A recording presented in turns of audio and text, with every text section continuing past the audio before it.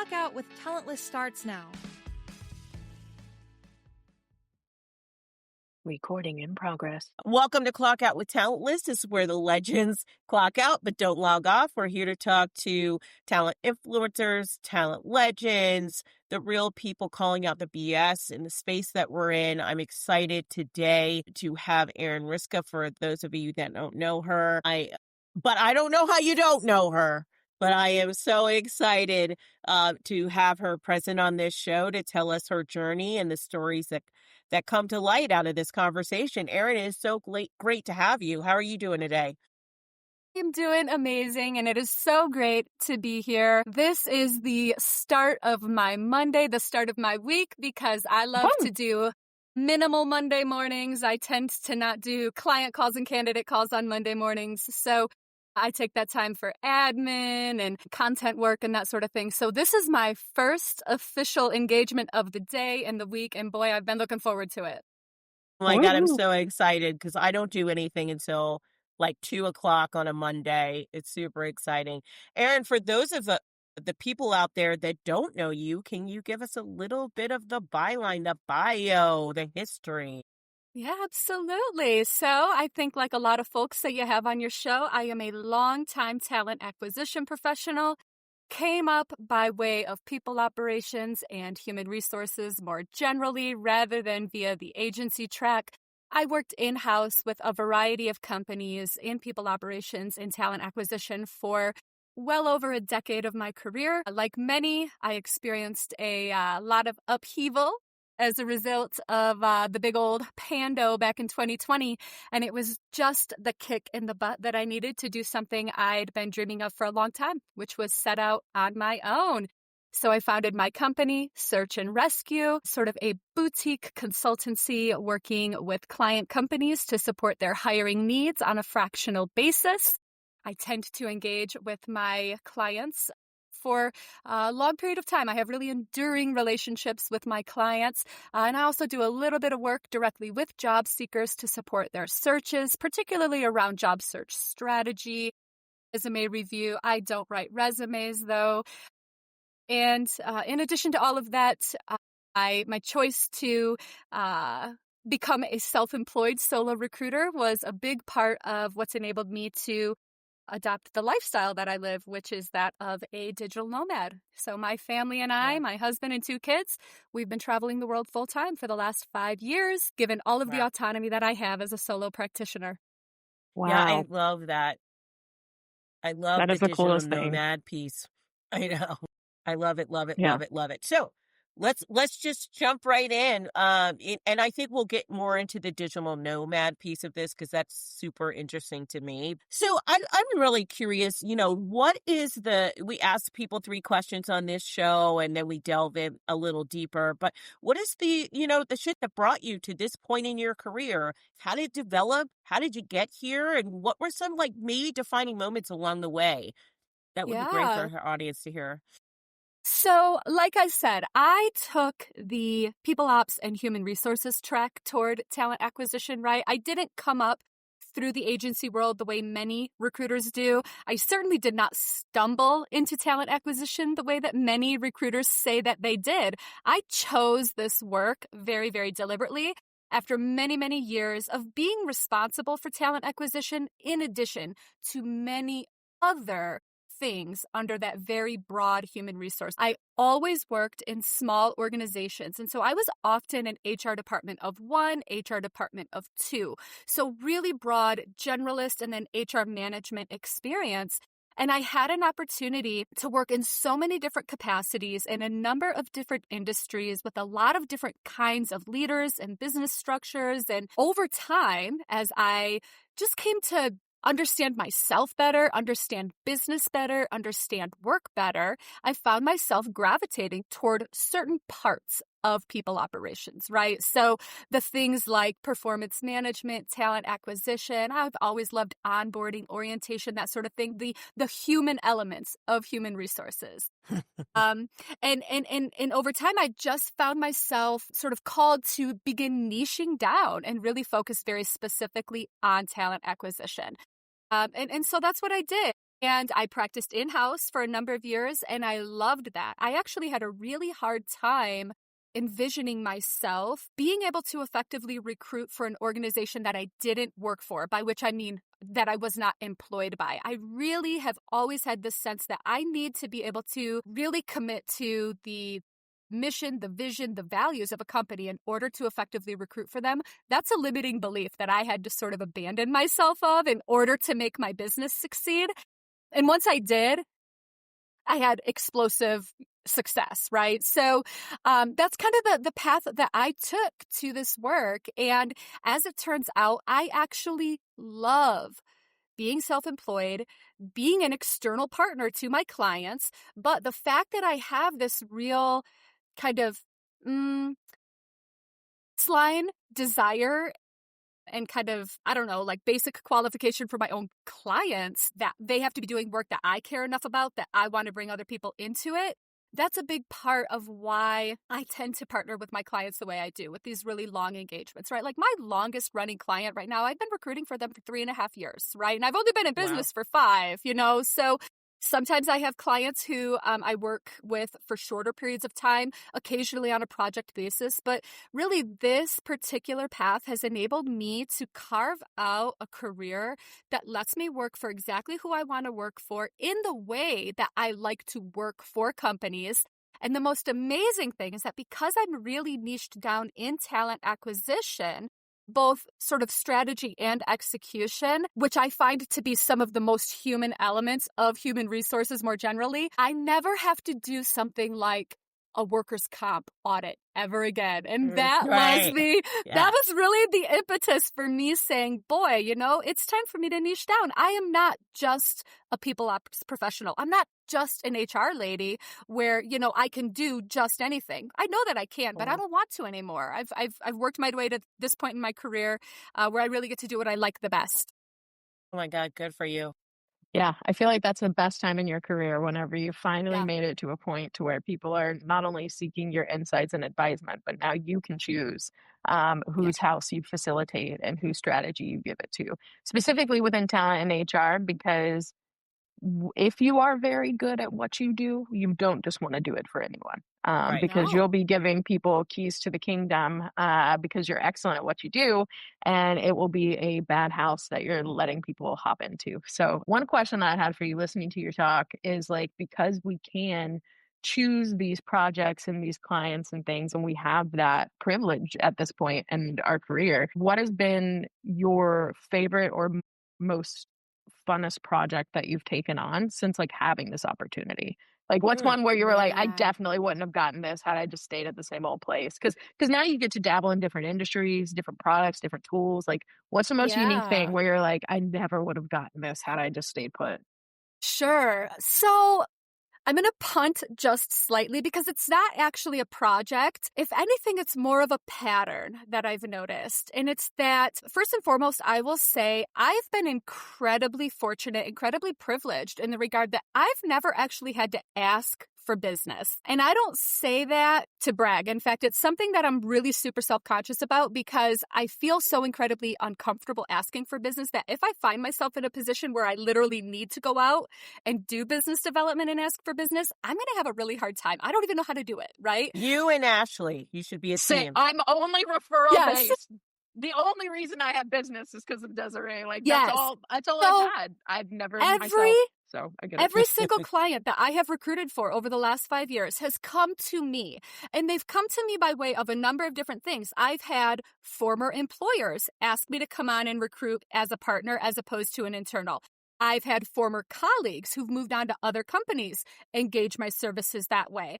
I've had certainly friends, no family, lots of LinkedIn connections who've come to me and said, hey, you know what?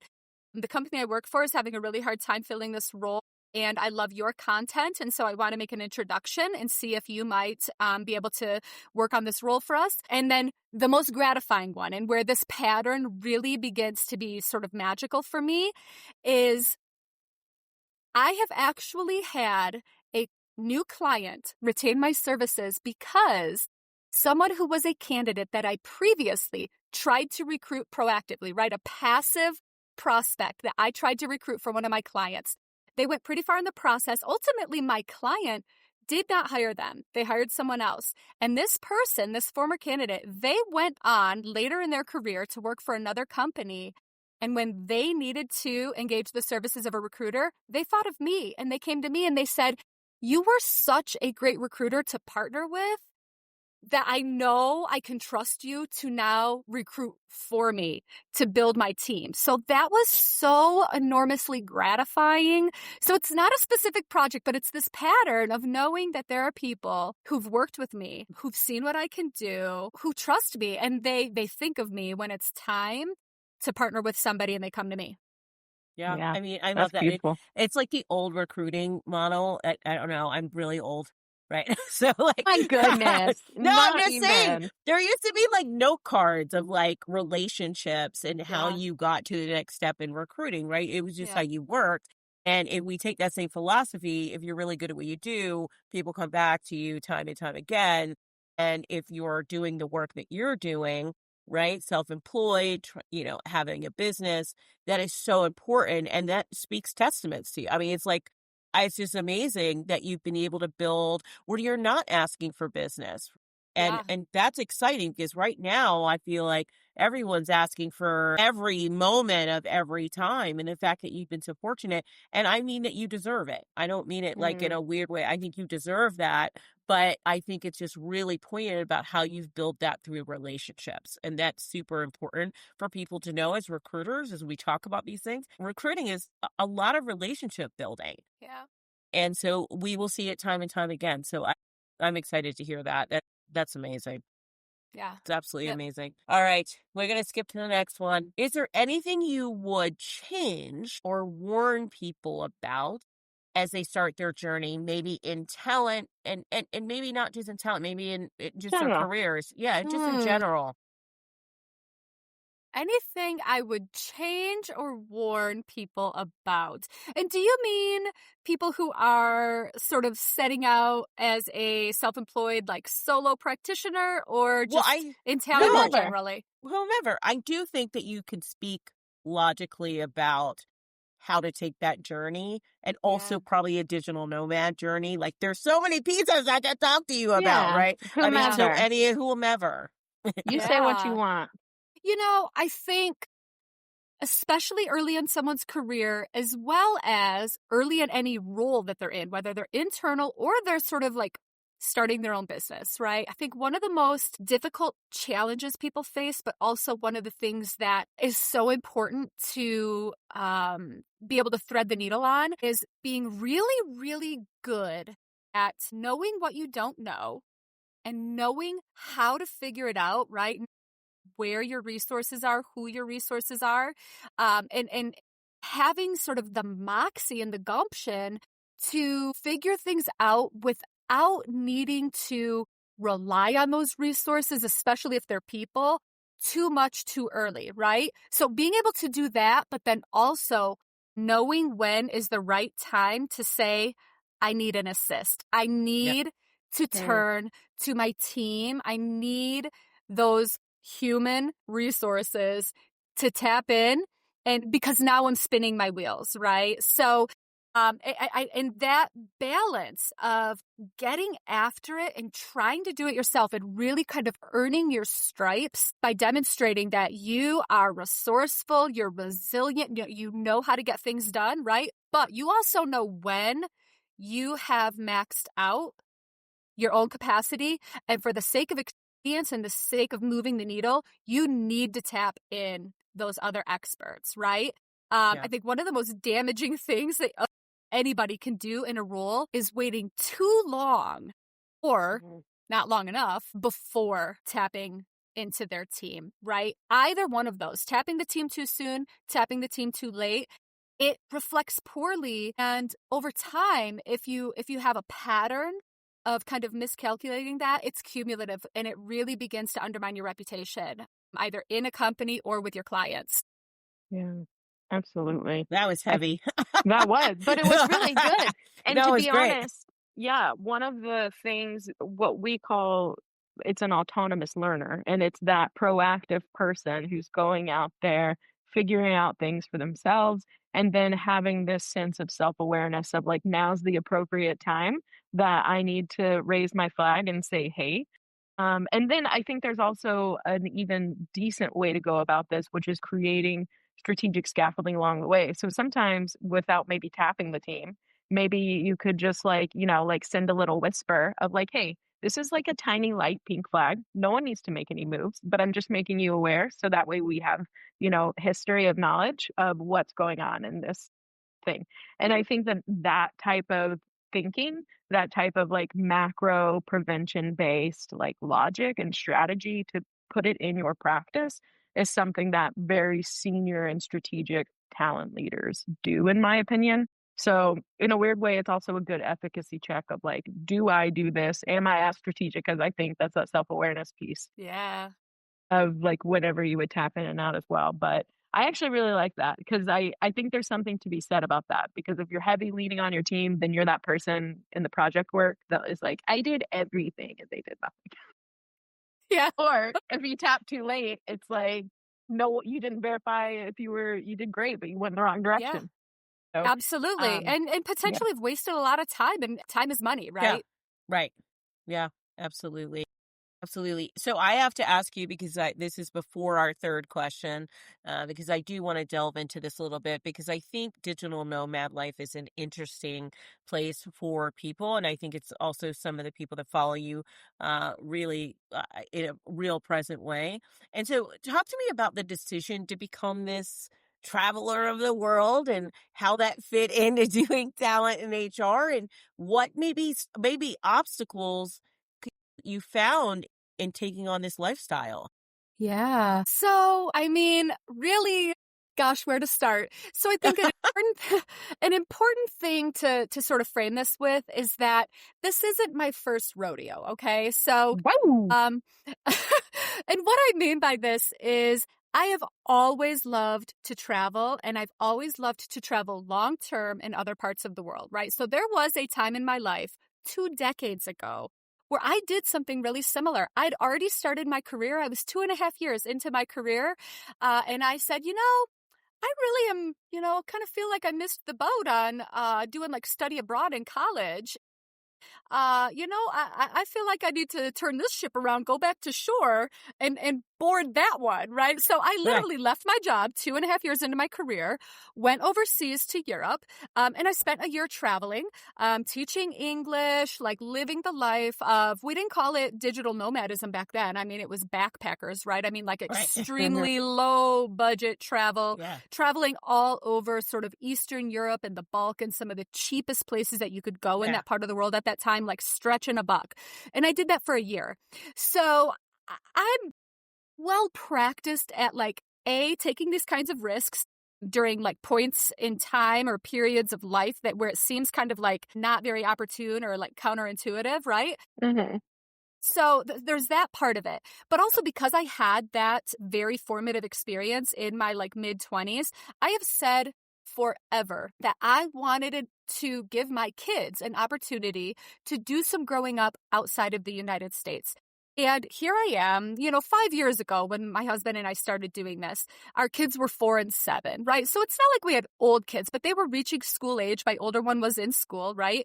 And this thing that I'd said I always wanted to do, I wasn't doing it. I wasn't even doing anything that was going to like get us closer to that goal, right? I had a full-time job working inside of a company. So did my husband. Our older son was in school. We had a house that we had just had built and we had a mortgage. Like the idea of doing this prior to March of 2020 was like, oh, that's a cool dream that I have, letting my kids do some growing up outside the USA, but how are we going to do it? It was not a priority. Yeah. Then along came March of 2020. We all know what happened in March of 2020, right? And there was Never heard of her. That weird public health thing. emergency. Yeah. Never heard of her. There was obviously an enormous amount of upheaval all over the place in many people's lives across business, right? And I was impacted, right? I was laid off. My husband also was laid off at the same time. And you guys, one of the first things anybody needs to know about me is like, I am hardcore Enneagram 7, ENTP on the Myers-Briggs. I am an eternal optimist. I will find the silver lining in the biggest pile of shit every time. Okay. That's beautiful. So we need a pull string, Erin. Right. Just a little pocket version. Just a little pocket rocket. We pull the string. Yes. Yeah. And she just says, I was laid off. My husband was laid off. And I remember thinking, wow, something really cool is going to happen because of this, right? And so there was that uncertainty. And really the conversation my husband and I started having right away is like, when will we ever find ourselves in this position again where we are both untethered from formal employment, where there's all this uncertainty with school, with our kids, and this whole digital nomadism thing started as a joke. Frankly, it was a coping mechanism, right? It was like, hey, you know what? Let's just go wait it out in Hawaii. I kept seeing all this stuff on NPR about how the decrease in tourism was leading to essentially Hawaii healing from over-tourism. Right. And I was like, well, let's just wait it out in Hawaii. Then I started seeing things on NPR about how Croatia was going to be the only country in the EU that would welcome people with U.S. passports in the summer of 2020. And I was like, well, I've been to Croatia 20 years ago, and it was pretty amazing. Like, let's go there, right? And my husband is an incredibly cautious, risk-averse person. So it's perfect. He was not on board at first. It was, again, it was going this great. was a joke. No. Yeah. Yes, he had every reason in the world for me, no, we're not doing that. First and foremost, there's a pandemic. We're supposed to stay safe at home, and I was coping. I'm looking for those silver linings. And one day, $20. Oh man, they were so stinking cheap, and there's 20 people. There's 20 people on the whole plane. Hello. So one day, pretty much exactly 5 years ago, I'm not even kidding you guys. 5 years ago this week, okay. This is after several weeks of me kind of haha, wink, nudge. Let's just sell our house. Let's sell everything and go to Hawaii. Let's sell everything and go to Havar, right? And my husband being like, no. One day he's like, okay, cool. Let's do it. You got all the answers. Let's do it. And I was like, you're blown. Yeah, I was like, this man doesn't call my bluff. He knows better than to call my bluff because I'm never bluffing, right? So I was like, okay, I didn't wear him down. This is how I've always put it, though. I didn't wear him down. I worked him up. I got him excited. I sold him on this idea. And so we did it. By the 4th of July, our house was on the market. Wow. 2 weeks later, we were under contract. By September 4th, we had closed on the house. And right after that, we were wheels up. We went to Croatia. We thought we were taking a family gap year, right? You may be familiar with the concept of a gap year, over in the UK, right? Totally. So we thought that's what we were doing. We thought we would do it for a year. We'd just go to Croatia for a year. Then we would just leave when we could go somewhere else that would take our passport. And that when things went back to normal, so would we. Well, here we are 5 years later, still on our gap year. And it was really after the first 18 months that we were like, you know what? Let's just keep going. Why not? Part of it was, the pandemic did kind of drag on, but things were going really well for my business. Traveling during the pandemic, I'll tell you what, guys, it was amazing. It was so affordable, so wide open. There was none of the over-tourism that you experience when you go to some parts of the world, because most people were not traveling. So it was a really incredibly magical time. And over time, we've sort of stopped using this terminology family gap year. And obviously we are digital nomads, but we're also world schoolers, right? This is the nomenclature that we use in the family nomad community, because we have essentially just made the choice to use the world as our classroom, to be homeschoolers who hit the road and are teaching our children about life and teaching our children core academics and all the things they need to know, the same way that a conventional homeschooler might at their kitchen table. We're just, changing tables every few months.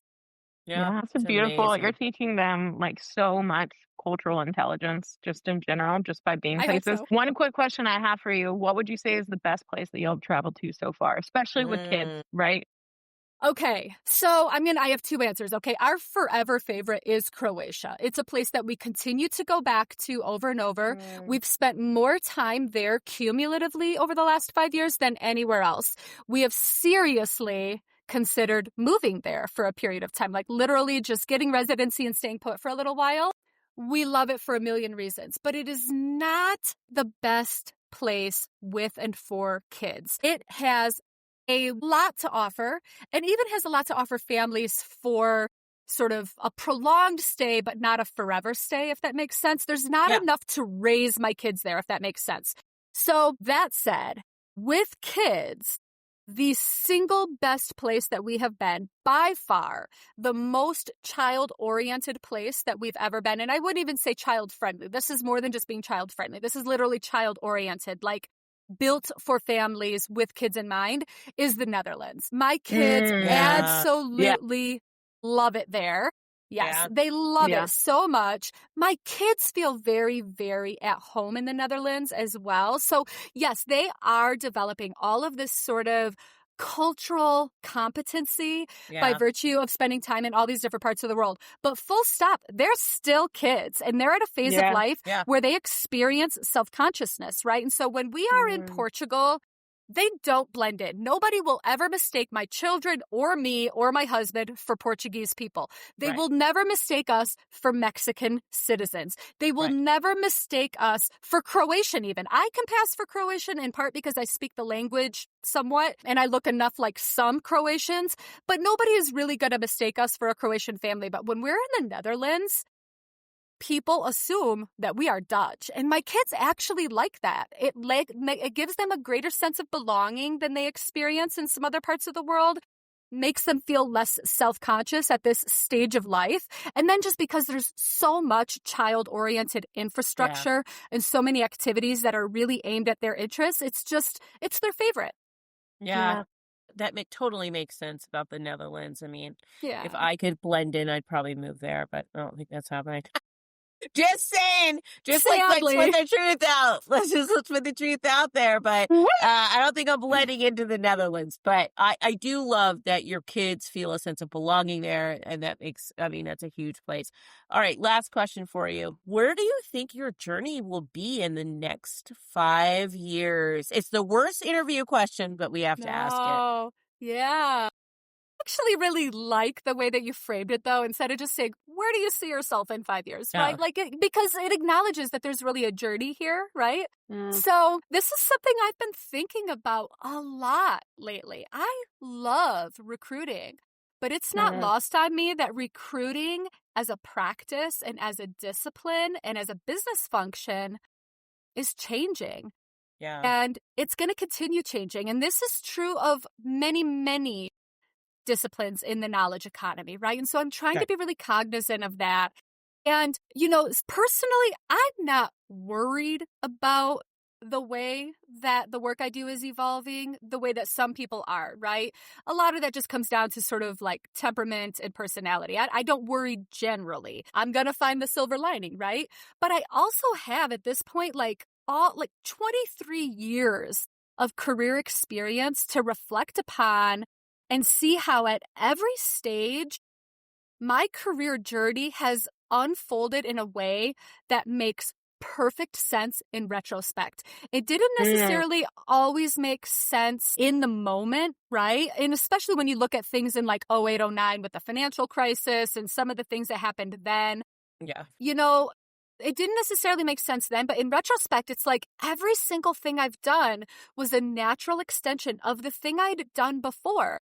And so I feel confident that that will continue to be the case. And so I'm at a stage right now where I'm really feeling inspired by opportunities that will exist to combine not just the work that I do as a recruiter with this lifestyle that I've been leading and this love of travel that I've always had. One of the things I've been doing for the last year and a half at this point is I have a side hustle, right? Like in many ways, my actual business, search and rescue, is kind of like a side hustle. It's just it's my full-time thing because I don't actually have an internal job.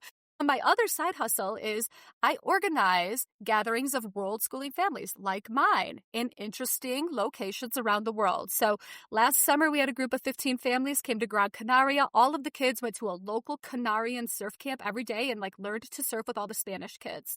That's so Over the cool. winter in January, we had 15 families who came together in the French Alps for 5 weeks of ski and snowboard and just, amazing fellowship together. And I'm working on my third one right now. I've got, at this point, 10 families, but more will be coming on board, coming for 11 weeks in San Miguel de Allende, Mexico this fall. So I think that my journey will continue to evolve such that I do more and more bringing people together. And I don't think that it will specifically be world schoolers. I think that what's happening and what I'm feeling inspired by are opportunities to bring other groups of people together. So one of the things I've talked about on LinkedIn just recently is, Desiree, you and I met at RecFest, right? And that was such a terrific event. I came from Denmark to be there, right? I came back to the US for like 4 days to go to that event because I knew so many people in the TA community were going to be there, people who I have relationships with and I wanted to spend time with in real life, right? And I gave you a big old hug and, so it was such a great experience. And I keep reflecting on how I want more of that. And so just, several weeks ago, I talked about the fact that I want more of that. And so while I am in San Miguel de Allende with my world schooling families, I am also organizing a retreat for women in recruiting to come down and just enjoy like an extra long weekend, like 4 days. Come to San Miguel. Let's hang out. I know the city really well. We are going to have the most amazing, bespoke, chilled out experience. This is not a yoga retreat. It's not a Pilates retreat.